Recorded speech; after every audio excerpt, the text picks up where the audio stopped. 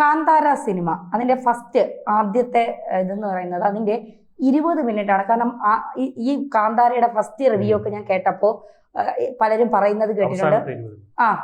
പിന്നെ ആദ്യമൊക്കെ ഭയങ്കര ലാഗായിരുന്നു, കാണാനൊന്നും വലിയ ഇൻട്രസ്റ്റ് തോന്നിയില്ല. പക്ഷെ അവസാനത്തെ 20 മിനിറ്റ് ആ സിനിമയെ ഫുള്ള് നമ്മളിലേക്ക് അടുപ്പിക്കുന്ന 20 മിനിറ്റ്, ആ 20 മിനിറ്റാണ് അതിന്റെ നായകൻ ഋഷഭ് ഷെട്ടിക്ക് നാഷണൽ അവാർഡ് വരെ വാങ്ങിക്കൊടുത്തത്.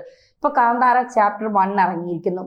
പക്ഷെ ഇത് ആളുകൾ വിചാരിച്ച അത്ര ക്ലൈമാക്സ് അവരെ കിക്ക് ചെയ്യിപ്പിച്ചില്ല, അല്ലെങ്കിൽ പിടിച്ചിരുത്തിയില്ല എന്ന് പല സിനിമ വമ്പൻ ഹിറ്റാണ്. പല സ്ഥലങ്ങളിൽ നിന്ന് ഇത്തരം ചില അഭിപ്രായങ്ങൾ വരുന്നുണ്ട്, എല്ലാവരിൽ നിന്നല്ല, കുറച്ചു പേരിൽ നിന്ന്. അത് ഈ ഹിന്ദു മിത്തോളജി പ്രകാരമുള്ള ഗുളികൻ, പിന്നെ രക്തരക്ഷസ്, അല്ലെങ്കിൽ പിന്നെ വരാഹി, അങ്ങനെയുള്ള ഈ പേരുകൾ അല്ലെങ്കിൽ അതിനെ കുറിച്ചൊന്നും കൂടുതൽ ആളുകൾക്ക് വലിയ പരിചിതമില്ല. അതുകൊണ്ടാണ് അതിന്റെ ഒരു അവസാന ഭാഗത്ത് ചില പ്രേക്ഷകർ പ്രതീക്ഷിച്ചതുപോലുള്ള ഒരു കിക്ക് കിട്ടാത്തതെന്ന് പറയുന്നുണ്ട്. ഇപ്പം ഇത് എന്താണ് ഇതിനെക്കുറിച്ച് എന്താണ് നമ്മൾ പ്രേക്ഷകരോട് പറയാൻ നമുക്ക് സാധിക്കുന്നത്? ഇനി ഈ സിനിമ കണ്ടവരോടല്ല, കാണാൻ പോകുന്നവരോട്. ഈ കണ്ടവർക്കും ഈ വീഡിയോ കാണുമ്പോൾ ഉപയോഗം ഉണ്ടാവും. കാരണം അവർക്ക് ഇതാണ് കണ്ടതെന്ന് മനസ്സിലാവും. അതായത് ഇതൊരു എക്സ്പ്ലനേഷൻ അല്ല, നമ്മൾ അതിനകത്ത് ഒന്നും സ്പോയിൽ ചെയ്യാൻ ഉദ്ദേശിക്കുന്നില്ല. പടത്തിന്റെ ഒരു സ്പോയിലർ ആദ്യമേ തന്നെ പറയണം, ഒന്നുമില്ല. പക്ഷേ ഇതിനകത്ത് എന്താണ് ഹിന്ദു മിത്തോളജിയിലുള്ള കുറച്ച് ആൾക്കാരെ നമ്മൾ ഈ സിനിമയിൽ കാണിക്കുന്ന കുറച്ച് ആൾക്കാരെ പറ്റി പരിചയപ്പെടുന്നു. അതിൽ പ്രശ്നം എന്തെന്ന് പറഞ്ഞാൽ ഇതൊക്കെ തന്നെ ഫോക്ലോറിലുള്ളതാണ്. നമ്മുടെ നാടോടി ഈ ഹിന്ദു, അതായത് റീജിയണൽ ഫോക്ലോർ, നമ്മളിപ്പോൾ ചാത്തൻ എന്നൊക്കെ പറയുന്ന പോലെ ഒരു പ്രദേശത്ത് മാത്രം കാണപ്പെടുന്ന ദൈവസങ്കല്പങ്ങൾ അങ്ങനെയൊക്കെ ഉണ്ടല്ലോ. അതുകൊണ്ടാണ് ഇത് വലിയ രീതിയിൽ ആൾക്കാർക്ക് അതിനെപ്പറ്റി കൃത്യമായിട്ട് അറിയാത്തത്. നമ്മൾ കേട്ടിട്ടുണ്ട്, ഇപ്പൊ ഗുളികൻ എന്നൊക്കെ പറഞ്ഞ് കേട്ടിട്ടില്ലേ, പക്ഷെ എന്താണ് ഇത്, ആരാണെന്നൊന്നും അങ്ങനെ വലിയ പിടുത്തമില്ല. അതുകൊണ്ടാണ് ഈ കാന്താര അവസാന ഭാഗത്ത്, 1-ാം ഭാഗത്തിന്റെ അവസാന ഭാഗത്ത് കിട്ടിയ ഹൈ ഈ പറയുന്ന 2-ാം ഭാഗത്തിൽ കിട്ടിയില്ല എന്ന് പറയുന്നത്. അപ്പൊ ഇതിന്റെ മിത്തോളജി ക്യാരക്ടേഴ്സ് ഇതിന്റെ വിഷ്വലൊക്കെ അടിപൊളിയാണ്. അതിന്റെ ഒരു മ്യൂസിക്കും അതിന്റെ ഒരു മേക്കിങ്ങും ഒക്കെ നമ്മൾ ഇതിലങ്ങ് പെട്ടുപോകും. ഇതിനിടയിൽ ഈ ഡയലോഗുകളിൽ ഇവർ കാഷ്വലായിട്ട് ഇത് പറഞ്ഞു പോകുന്നുണ്ട് ഈ കഥാപാത്രങ്ങളെ പറ്റിയൊക്കെ. പക്ഷെ നമ്മൾ ശ്രദ്ധിക്കില്ല, കാരണം അതിന്റെ ഒരു ദൃശ്യഭംഗിയിൽ അങ്ങ് ലയിച്ചിരുന്നു. അപ്പം ഇതിന്റെ പിന്നണിയിൽ എന്താണ് പറയുന്നത് അതാണ് നമുക്കിവിടെ അറിയേണ്ടത്. അതിപ്പോ ലൂസിഫർ സിനിമ ഇറങ്ങിയപ്പോൾ ഈ മോഹൻലാൽ അതിനകത്ത് പറയുന്ന ഒരു ഡയലോഗുണ്ട്, എന്നെ അറിയാവുന്നവരോട് ഞാൻ പണ്ടേ പറഞ്ഞിട്ടുണ്ട്, narcotics is A dirty business. ഇത് മോഹൻലാലിന്റെ സിനിമകൾ കണ്ടിട്ടില്ലാത്ത ഒരാൾക്കും ഇത് കേൾക്കുമ്പോൾ അത്യാവശ്യം നല്ലൊരു ഡയലോഗായിട്ട് തോന്നും. പക്ഷേ 20-ാം നൂറ്റാണ്ടെന്ന സിനിമ കണ്ടിട്ടുള്ള ഒരാൾക്ക് അത് ഭയങ്കര ഹൈ ഉണ്ടാക്കും. അതായത് പണ്ട് ലാലേട്ടൻ പറഞ്ഞ അതേ ഡയലോഗാണ് അവിടെ എന്നുള്ള. അപ്പൊ അത്തരത്തിൽ ഈ കഥാപാത്രങ്ങളെ നമ്മൾ അറിഞ്ഞിരുന്നു കഴിഞ്ഞാൽ നമുക്ക് ഈ സിനിമയിൽ കറക്റ്റായിട്ടൊരു ഹൈ കിട്ടും. അതാണ് അതിൻ്റെ ഒരു പ്രത്യേകത എന്ന് പറയുന്നത്. അപ്പം നമ്മുടെ ആസ്വാദനത്തിനെ ഒരു രീതിയിലും ബാധിക്കില്ല. ഞാനിപ്പോൾ പറയാൻ പോകുന്ന കാര്യം, ഇനി സിനിമ കാണാൻ പോകുന്ന ആൾക്കാർക്ക് ഒരു രീതിയിൽ ആസ്വാദനത്തിനെ ഇത് ഒന്നും സ്പോയിൽ ചെയ്യുന്നില്ല. പക്ഷേ ആസ്വാദനത്തെ കുറച്ചുകൂടെ മെച്ചപ്പെടുത്താനേ ഇത് സഹായിക്കുകയുള്ളൂ.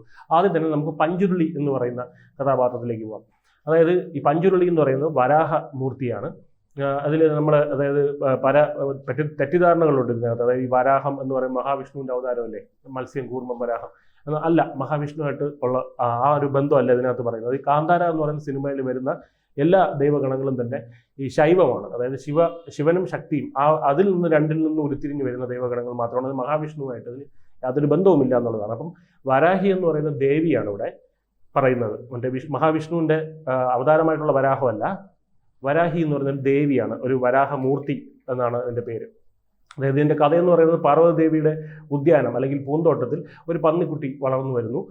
അപ്പോൾ ദേവി അത് പൊന്നോമനയായിട്ട് വളർത്തിക്കൊണ്ടുവരുന്നു. അപ്പോൾ അങ്ങനെ അത് വളർന്നു വലുതായതിനു ശേഷം ഈ പൂന്തോട്ടമൊക്കെ നശിപ്പിക്കുന്നു. അപ്പോൾ ഇതിൽ ദേഷ്യം വന്നിട്ട് പരമശിവൻ ഇതിനെ സംഹരിക്കാനായിട്ടുള്ള ഒരു ഉദ്യമത്തിൽ നിൽക്കുമ്പോൾ ഇതിനെ പാർവതീദേവി തടഞ്ഞിട്ട് പറയും, നമ്മൾ ഈ പണിഷ്മെന്റ് കൊടുക്കൂലേ കുട്ടികൾക്കൊക്കെ, അതുപോലെ അല്ലെങ്കിൽ ചില പോലീസ് ഉദ്യോഗസ്ഥർക്കൊക്കെ പണിഷ്മെന്റ് ഡീപ്രൊമോട്ട് ആക്കത്തില്ലേ, DYSP ആയിരിക്കുന്ന ആളെ പിടിച്ച് സർക്കിളാക്കും, അല്ലെങ്കിൽ സർക്കിളായിട്ടിരിക്കുന്ന ആളെ പിടിച്ച് SI ആക്കിയിട്ട് നല്ല നടപ്പിന് നോക്കുക. അതുപോലെ ഈ പണിഷ്മെന്റ് ആയിട്ട് ഇവർക്കൊരു പണിഷ്മെന്റ് കൊടുത്താൽ പോരെ, പ്രശ്നം തീർന്നില്ലേ എന്നുള്ള രീതിയിൽ പാർവതീദേവി ഭൂമിയിൽ മനുഷ്യരുടെ കൃഷി സംരക്ഷിക്കാനുള്ള ദേവതയായിട്ട് പോകാൻ പറയും. ആരുടെ അടുത്ത്?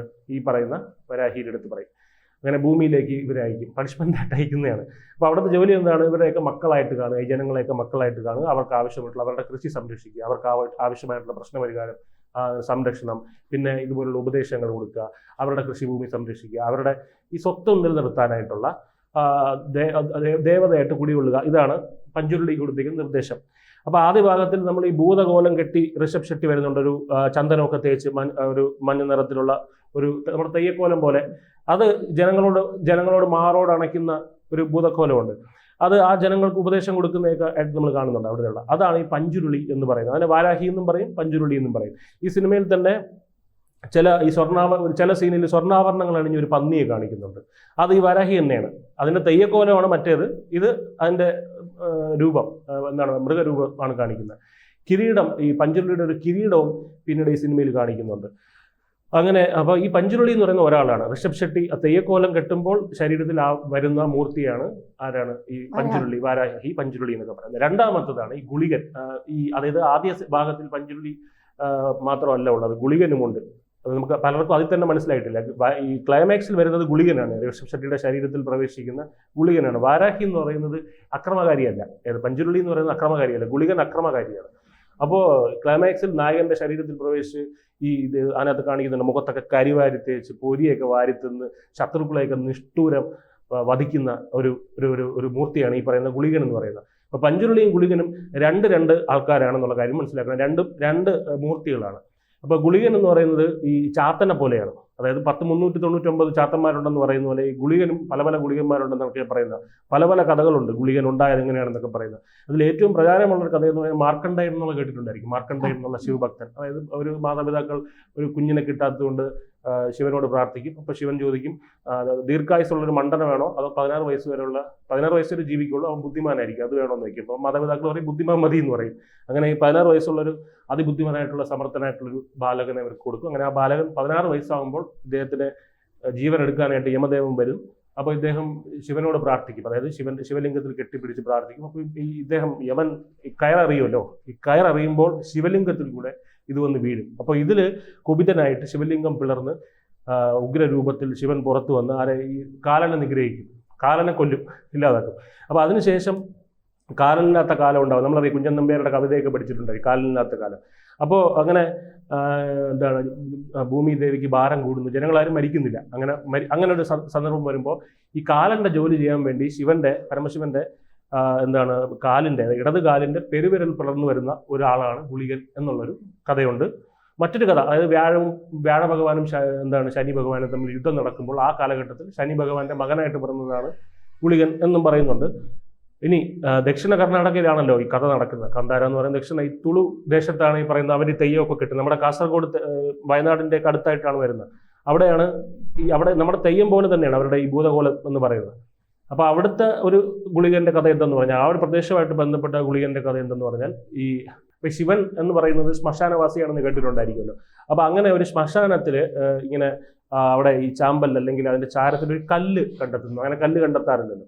കല്ല് കണ്ടെത്തുന്നു. അപ്പോൾ ആ കല്ലെടുത്ത് എറിഞ്ഞപ്പോൾ ഉണ്ടായതാണ് ഈ ഗുളികൻ എന്ന് പറയുന്നത്. നമ്മുടെ നാട്ടിലൊക്കെ ചുടലമാടണം എന്നൊക്കെ പറയും. അതിന്റെ മറ്റൊരു വെർഷൻ എന്ന് പറയാം. അങ്ങനെയാണ്. അപ്പോൾ ഈ ഗുളികൻ കുറച്ച് പ്രശ്നക്കാരനാണ്. നമ്മുടെ പോലെ വാരാഹിയെ പോലെ. വാരാഹി കുറച്ച് കുസൃതിയാണെന്നുണ്ടെങ്കിൽ ഇത് അങ്ങനെയല്ല, അക്രമകാരിയാണ്, പ്രശ്നക്കാരനാണ്. അപ്പോൾ നമ്മുടെ പാർവതി ദേവിയുടെ ഉദ്യാനത്തിലെ നശിപ്പിച്ച പോലെ ഇദ്ദേഹം അങ്ങനെയല്ല. അദ്ദേഹം ഭയങ്കര വിശപ്പൊക്കെയാണ് ഇദ്ദേഹത്തിന്. അപ്പോൾ ഇദ്ദേഹത്തിനെ മര്യാദ പഠിപ്പിക്കാൻ വേണ്ടി അതെന്ത് ചെയ്യും, മഹാവിഷ്ണുവിൻ്റെ അടുത്തേക്ക്. മഹാവിഷ്ണു എന്ന് പറഞ്ഞാൽ വളരെ സൗമ്യനും ശാന്തനുമായിട്ടുള്ള ഒരാളാണ്. അപ്പോൾ അവിടെ ചെന്ന് കുറച്ച് സൗമ്യനും ശാന്തനും എന്നൊക്കെ പറഞ്ഞ് അങ്ങോട്ടേക്കും. പക്ഷെ അവിടെ ചെന്ന് ഇദ്ദേഹം വലിയ അക്രമമൊക്കെ കാണിക്കാൻ തുടങ്ങും. അതായത് വിശപ്പെന്ന് പറഞ്ഞാൽ ഒരിക്കലും എത്ര കഴിച്ചാലും വിശപ്പ് മാറില്ല, അത് അക്രമം.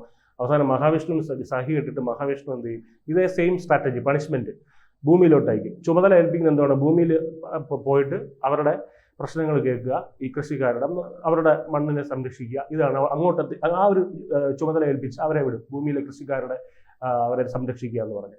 അപ്പൊ ഇവിടെ വന്നപ്പം ഇവിടെ അതിനേക്കാൾ വലിയ പ്രശ്നം, അതായത് ഇവിടെ ഓൾറെഡി ആരുണ്ട്, നമ്മുടെ വരാഹി ഉണ്ട്. അപ്പൊ ഇവർ തമ്മിൽ ടെറിട്ടറി ക്ലാഷ് ഒക്കെ വന്നു. നമ്മുടെ ഇസ്രായേൽ പലസ്തീൻ എന്നൊക്കെ പറയുന്ന പോലെ ടെറിട്ടറി ക്ലാഷ് വന്ന് അങ്ങനെ ഇവർ തമ്മിൽ നീ എന്തിനാണ് ഇവിടെ, ഞാൻ ഇവിടെ ഉണ്ടല്ലോ എന്നൊക്കെ പറഞ്ഞ് ഈ ഈഗോ ക്ലാഷ് വരുമ്പോൾ അവസാനം ഇവർ രണ്ടുപേരും വിളിച്ചു വരുത്തി പറഞ്ഞ് മനസ്സിലാക്കിയിട്ട് ഒരു കാര്യം ചെയ്യും. വരാഹി ദേവി സൗമ്യമായിട്ടുള്ള ദേവിയാണ്. നിങ്ങളൊരു കാര്യം ചെയ്യും, ജനങ്ങളുടെ സംരക്ഷണവും ഉപദേശവും അഡ്മിനിസ്ട്രേഷനും പരിപാലനവും അങ്ങനെയുള്ള കാര്യങ്ങളൊക്കെ നോക്കി നിങ്ങളിവിടെ ഇരിക്കുക. ശത്രു വരുമ്പോൾ മാത്രം, അതായത് ജനങ്ങൾക്ക് ഭീഷണിയായിട്ടൊരു ശത്രു എപ്പോഴെങ്കിലും ദ്രോഹിക്കാൻ വരുന്നുണ്ടെങ്കിൽ മാത്രം ആര് വരണം, ഗുളികൻ വന്നാൽ മതി എന്ന് പറയുന്നത്. അതൊരു കാവലാളായിട്ട് മാത്രം ഗുളികനെ അവിടെ പ്രതിഷ്ഠിക്കുന്നു. അപ്പോൾ അതുകൊണ്ടാണ് ഈ ക്ലൈമാക്സിൽ ഗുളികൻ വരുന്നത്, വില്ലന്മാരെയൊക്കെ തുരത്തി ഓടിക്കാൻ വേണ്ടി. അപ്പോൾ ഈ ഗുളികൻ എന്ന് പറഞ്ഞാൽ ഭയങ്കര ടെററാണ്. നമ്മൾ ഈ കാന്താര ക്ലൈമാക്സിൽ കണ്ടിട്ടുണ്ട് അത് എത്രമാത്രം ടെററാണെന്നുള്ളത്. ഒരു അമാനുഷികനായിട്ടുള്ള ഒരു കഥാപാത്രമാണ്. ഈ പൊരിയൊക്കെ വാരി കഴിച്ചിട്ട് എല്ലാവരോടും അതിനകത്ത് സീൻ കണ്ടിട്ടുണ്ടെങ്കിൽ മനസ്സിലാവും, അത് വാരി കഴിച്ചിട്ട് പിന്നെയും ചോദിക്കും വേണമെന്ന് പറയും. അപ്പോൾ പിന്നെ അവർ കൊണ്ട് ഒരു പറ കൊണ്ട് തട്ടി കൊടുക്കും, അതെല്ലാം ഇരുന്ന് കഴിക്കും. അങ്ങനത്തെ ഒരു ടെററായിട്ടുള്ള ഒരു ഇതാണ്. അപ്പം ഋഷഭ് ഷെട്ടിക്ക് നാഷണൽ അവാർഡ് വാങ്ങിക്കൊടുത്തത് ഗുളികനാണ്. അപ്പം പിന്നെ മൂന്നാമത്തത് ചാമുണ്ഡി എന്നുള്ളതാണ്. നമ്മൾ ചണ്ടമുണ്ട അസുരന്മാരെ നിഗ്രഹിക്കാൻ വേണ്ടി ആദിപരാശക്തിയായിട്ടുള്ള പാർവതീദേവിയുടെ ഒരു പാർവതീദേവി എടുത്ത ഒരു ഫോമാണ് അല്ലെങ്കിൽ ഒരു രൂപമാണ് ഈ പറയുന്ന ചാമുണ്ഡി എന്ന് പറയുന്നത്. ഭദ്രകാളി എന്നൊക്കെ പറയുന്ന പോലെ മറ്റൊരു ഫോം. അപ്പോൾ ഇതിന് ചാമുണ്ഡി, സംഖ്യാവരെ എന്നൊക്കെ പറഞ്ഞ് പല പേരുകളും പറയാറുണ്ട്. ഇത് ഗുളികനുമല്ല വാരാഹിയുമല്ല, അത് മൂന്നാമത്തെ ഒരാളാണ്, വേറൊരാളാണ്. ഇത് തമ്മിൽ മാറിപ്പോകാൻ പാടില്ല. ഇനി ബ്രഹ്മരക്ഷസ് എന്ന് പറഞ്ഞത് കാണിക്കുന്നത് പല പല കഥകളുണ്ട്. ബ്രഹ്മരക്ഷസ് എന്ന് പറയുന്ന പാപം ചെയ്ത ബ്രാഹ്മണന്മാർ മരിക്കുമ്പോൾ ബ്രഹ്മരക്ഷസ് ആവും എന്ന് പറഞ്ഞ് കേട്ടിട്ടുണ്ട്. പിന്നെ എന്തോന്നാണ് ചിലർ അല്ലാതെ ഈ മരിച്ചതിന് ശേഷം, അതായത് ബ്രാഹ്മണനെ കൊല്ലാൻ പാടില്ല എന്ന് പറഞ്ഞു. അപ്പോൾ കൊല്ലപ്പെട്ട ബ്രാഹ്മണരും ഇങ്ങനെ ബ്രഹ്മരക്ഷസ് ആവാന്ന് പറയാറുണ്ട്. ഇത് പ്രേതമാണ്. അപ്പൊ ഈ സിനിമയിൽ പറയുന്ന ബ്രഹ്മരക്ഷസുമായിട്ടുള്ള കഥ ചേർന്ന് നിൽക്കുന്ന ഇങ്ങനെയാണ്. ഒരു രാജാവ് ഉണ്ടായിരുന്നു. അപ്പൊ അത് ആരെന്നും നമ്മൾ അന്വേഷിച്ച് പോകേണ്ട ആവശ്യമില്ല. ഒരു രാജാവ് ഉണ്ടായിരുന്നു. അപ്പോൾ രാജാവിന് ജോലി ചെയ്യാൻ ആളെ വേണം. അപ്പോൾ അതിനുവേണ്ടി തപസ് ചെയ്യും, ഒരു ശിവനോട് ഇങ്ങനെ പ്രാർത്ഥിക്കും. അപ്പോൾ ശിവൻ തന്റെ ഭൂതഗണങ്ങളിൽ നിന്ന് ഒരാളെ അയച്ചു കൊടുക്കും. ഇതാണ് ബ്രഹ്മരക്ഷസ്. അപ്പോൾ ഇദ്ദേഹത്തിനൊരു പ്രശ്നമുണ്ട്, എപ്പോഴും ജോലി ചെയ്തുകൊണ്ടിരിക്കണം, വർക്ക് ചെയ്തുകൊണ്ടിരിക്കണം, ടാസ്ക് എന്തെങ്കിലും കൊടുത്തുകൊണ്ടിരിക്കണം. ഇതാണ്. അപ്പം അങ്ങനെ ടാസ്ക് കിട്ടാതെ വന്ന, ജോലി ഇല്ലാതെ വന്ന ആളുകളെ പിടിച്ചിട്ടില്ല. ഇതാണ് പ്രശ്നം. അപ്പം അങ്ങനെ ഇയാൾക്ക് എല്ലാ ജോലിയും കൊടുത്ത് അവിടെ ഇനി കൊടുക്കാനൊന്നും ജോലിയില്ല. കാരണം ഇയാൾ അങ്ങനെ ആളിനെ പിടിച്ച് തിന്നാൻ തുടങ്ങി. വലിയ തൊല്ലയായിട്ട് മാറുകയാണ്. അപ്പോൾ എന്ത് ചെയ്ത് ഇനി അവിടുത്തെ റാണി ഒരു സൊല്യൂഷൻ കണ്ടെത്തി. ഇപ്പോൾ എപ്പോഴും സ്ത്രീകളാണല്ലോ എന്തെങ്കിലും ഇങ്ങനെയുള്ള കാര്യങ്ങളിലുള്ള സൊല്യൂഷൻ കണ്ടെത്തുന്നത്. അവരെന്തായത് ചുരുണ്ട മുടി കുറെ ഒരു കെട്ടെടുത്തിട്ട് ഇയാളുടെ കൈ കൊടുത്തിട്ട് പറഞ്ഞു അതെല്ലാം പിടിച്ച് നേരെയാക്കാൻ പറഞ്ഞു. അപ്പോൾ ഈ ബ്രഹ്മരക്ഷസ് ഒരു സ്ഥലത്ത് പോയിരുന്നിട്ട് ഈ ചുരുണ്ട മുടി നിവർത്താൻ തുടങ്ങി. അപ്പോൾ നിവർത്തി ഒരു സൈഡിൽ കൂടെ നിവർത്തി വരുമ്പോൾ മറ്റേ സൈഡിൽ കൂടെ അത് ചുരുണ്ട് വരും. അപ്പോൾ ഇത് ഒരിക്കലും കംപ്ലീറ്റ് ആവാത്ത ടാസ്ക്കാണ്. ഒരിക്കലും ഈ ജോലി തീരില്ല.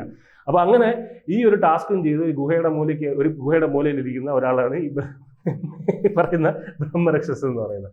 പിന്നെ കദംബകൾ എന്ന് പറഞ്ഞ് കാണിക്കുന്നുണ്ട് കുറച്ച് ആൾക്കാരെ. അവർ ഈ നെഗറ്റീവ് എനർജിയാണ്, അതായത് ഈ ആഭിചാരം, ബ്ലാക്ക് മാജിക് അങ്ങനെയൊക്കെ ചെയ്യുന്ന കുറച്ച് ദുർമന്ത്രവാദമൊക്കെ ചെയ്യുന്നു. ഇപ്പോൾ ഇവരുടെ ലക്ഷ്യം എന്ന് പറഞ്ഞാൽ ദൈവഗണങ്ങളായിട്ടുള്ള ഈ ദൈവികമായിട്ടുള്ള ദൈവഗണങ്ങളെ എടുത്ത് അവരെയൊക്കെ നെഗറ്റീവ് ശക്തിയാക്കി മാറ്റുക, നെഗറ്റീവ് എനർജിയാക്കി മാറ്റുക.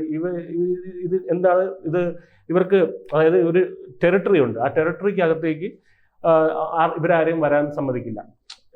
പോസിറ്റീവ് എനർജി ആരെയും വരാൻ സമ്മതിക്കില്ല. പോസിറ്റീവ് എനർജി ഉള്ള ആൾക്കാരെ ഇതിനകത്തോട്ട് പിടിച്ചുകൊണ്ടുപോകും. ഇതിനകത്ത് അങ്ങോട്ടും പോകാൻ പറ്റില്ല, ഇങ്ങോട്ടും പോകാൻ പറ്റില്ല. ഈ ടെറിട്ടറിയുടെ അധീനത ഇവരുടെ കയ്യിലായിരിക്കും. ഇങ്ങനെയുള്ള കുറച്ച് ആൾക്കാരാണ് ഈ കദംബ എന്ന് പറയുന്നത്. കദംബ എനിക്ക് ഒന്ന് ഫിക്ഷണൽ ആവാനാണ് സാധ്യത. അത് പുരാണങ്ങളിലൊന്നും അങ്ങനെ അതിനെപ്പറ്റി പറയുന്നില്ല. ഇപ്പോൾ സിനിമയിൽ മറ്റൊരു പ്രധാന പങ്ക് വഹിക്കുന്ന ഒരു കഥാപാത്രമാണ് കുട്ടിത്തേവാങ്ക്. കുട്ടിത്തേവാങ്ക് എന്ന് പറയുന്നത് നമ്മൾ കണ്ടിട്ടുണ്ട്. കുട്ടിത്തേവാങ്ക് ഇപ്പോഴും ശരിക്കും ആഭിചാരക്രിയയൊക്കെ ഉപയോഗിക്കാറുണ്ട്.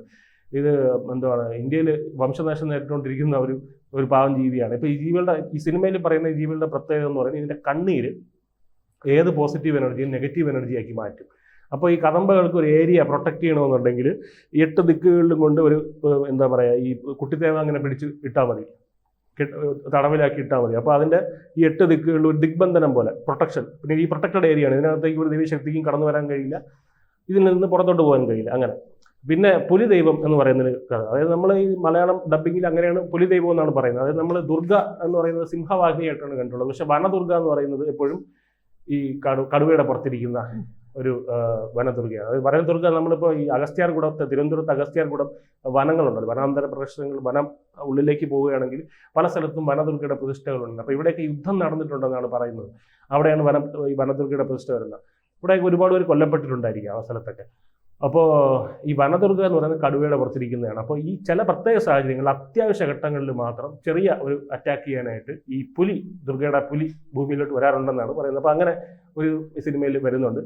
അപ്പോൾ പിന്നെ അവസാനത്തെ പറയുന്നത് ഈശ്വര പൂന്തോട്ടം എന്ന് പറഞ്ഞിട്ട് ഒരു സ്ഥലം കാണിക്കുന്നത്, മനോഹരമായ ഒരു ഉദ്യാനം കാണിക്കുന്നുണ്ട്. അത് ഈ പാർവതീദേവി ശിവനെ ധ്യാനിക്കാൻ വേണ്ടി ഒരുക്കിയ സുന്ദരമായിട്ടുള്ള ഒരു ഉദ്യാനം, ഒരു സ്ഥലമാണ്. ഈശ്വര ചൈതന്യം നിറഞ്ഞു നിൽക്കുന്ന ഒരു ദൈവഗണങ്ങളൊക്കെ വസിക്കുന്ന ഒരു പ്രദേശമാണ് ഈ പറയുന്ന ഈശ്വര പൂന്തോട്ടം. അപ്പോൾ ഇത്രയും കാര്യങ്ങൾ നിങ്ങളുടെ മനസ്സിലുണ്ടെങ്കിൽ ഇത് നിങ്ങൾക്കിപ്പോൾ സിനിമയിൽ ഓരോ സീനായിട്ട് കാണുമ്പോൾ നിങ്ങൾക്ക് കണക്ട് ചെയ്യാൻ പറ്റും. ഇതാണ്. അപ്പോൾ നിങ്ങളുടെ ആസ്വാദനം കുറച്ചും കൂടെ മെച്ചപ്പെടും. അപ്പോൾ ഇത്തരം സിനിമകളിലൂടെ നമ്മൾ പുച്ഛിച്ച് തള്ളിക്കളയുന്ന 21ാം നൂറ്റാണ്ടിൽ ഇതൊക്കെ അങ്ങനെയല്ല. ഇതിൻ്റെയൊക്കെ അത്തരത്തിലുള്ള ഭംഗിയുണ്ട് കഥകളായിട്ട് നോക്കുമ്പോൾ. അതായത് ആ ബ്രഹ്മരക്ഷസിന്റെ കഥ തന്നെ നോക്കുക, ഒരിക്കലും കംപ്ലീറ്റ് ആവാത്ത ടാസ്ക്, അതിനൊക്കെ ചിലപ്പോൾ എന്തെങ്കിലും ഒരു അർത്ഥമൊക്കെ കാണും, ആന്തരികമായ അർത്ഥങ്ങൾ കാണും ജീവിതത്തിന്റെ. ഇപ്പം നാരായണത്തിനന്തൻ പാറ ഉരുട്ടി കയറ്റി തള്ളിയിടുന്നു എന്ന് പറയുന്നതിന് ഒരുപാട് അർത്ഥങ്ങളുണ്ട് അതിനകത്തേക്ക്. നമ്മുടെ സമൂഹം എന്ന രീതിയിൽ നമ്മളോട് നാരായണത്തിനന്തൻ പല കാര്യങ്ങളും അതിനകത്ത് പറയുന്നുണ്ട്. അപ്പോൾ അത്തരം കഥകൾ ഇതെല്ലാം തന്നെ ഒളിപ്പിച്ചു വെച്ചിരിക്കുന്ന ചില കാര്യങ്ങളാണ്. നമ്മൾ ഇതിനെ അങ്ങനെ കൊച്ചാക്കി കാണേണ്ട കാര്യമില്ല. ഇപ്പോൾ ഇത്തരം സിനിമകൾ വരുമ്പോൾ നമ്മുടെ മുത്തശ്ശിമാർ പറഞ്ഞ ഈ കഥകളൊക്കെ നമുക്ക് നേരിട്ട് കാണാൻ പറ്റുന്നുള്ളത് വലിയ ഭാഗ്യമാണ്. അതുകൊണ്ട് ഇത് തിയേറ്ററിൽ പോയി തന്നെ എല്ലാവരും കാണണം. അത് ആ ഒരു അവസരം ആരും മിസ്സാക്കരുത്.